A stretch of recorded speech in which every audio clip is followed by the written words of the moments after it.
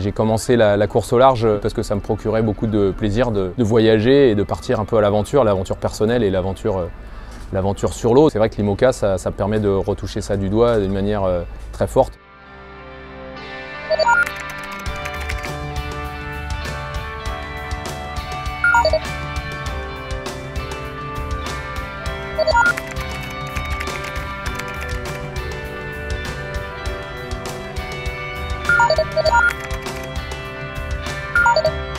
J'ai grandi en région parisienne, à Versailles même. J'ai commencé à faire du bateau à Saint-Malo avec mon grand-père. Et puis ensuite l'école de voile l'été dans la baie de la Baule. J'ai commencé en classe 8, en first class 8 pour le trophée des lycées.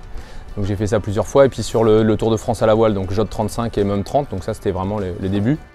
Je suis parti faire des études d'architecture navale à Southampton en Angleterre. J'ai commencé à naviguer sur des plus gros bateaux. Donc là j'ai pu accompagner Hélène MacArthur sur la préparation de son Vendée Globe en 2000. Et donc ça c'était une super expérience. Et ensuite j'ai navigué sur des gros catamarans, donc PlayStation, Orange, etc. Sodebo, Trimaran. Et ensuite j'ai commencé à avoir mes bateaux à moi. Donc je suis reparti sur des plus petits. J'ai construit le 6,50 m avec lequel j'ai fait la Mini Transat en 2005.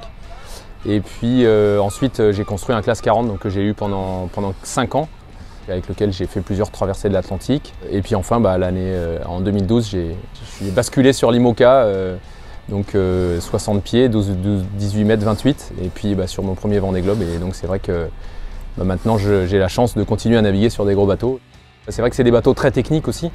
Donc ça, moi j'aime bien la technique, j'aime bien réfléchir aux choses, trouver la manière dont moi je peux m'en servir le mieux, la manière qui me paraît la plus pertinente pour que ce soit pas trop risqué au niveau de la performance, mais aussi au niveau de l'endurance du bateau, quoi.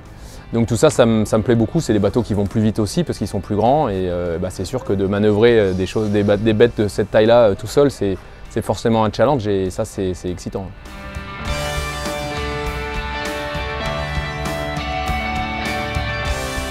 Alors l'arrivée du nouveau circuit, c'est vrai que c'est quelque chose qui manquait dans l'IMOCA. Je pense qu'il fallait structurer quelque chose parce qu'il y avait quelques grandes courses comme ça et il fallait du liant dans tout ça pour qu'on n'ait pas juste, on ne vende pas un projet pour une course chaque année. Donc moi je pense que c'est super bénéfique. Ça organise les choses d'une manière un peu plus structurée et ça peut être que positif.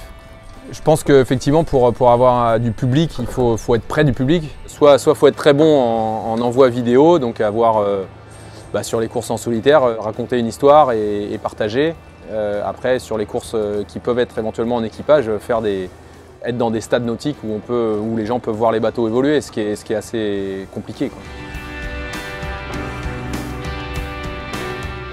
Un souvenir, c'est le Vendée Globe, mais un souvenir dans le Vendée Globe, je pense que le jour de l'arrivée, c'est vraiment un truc incroyable. Je ne sais même pas si on peut trouver les bons mots pour l'expliquer. À chaque fois, c'est des mots un peu différents.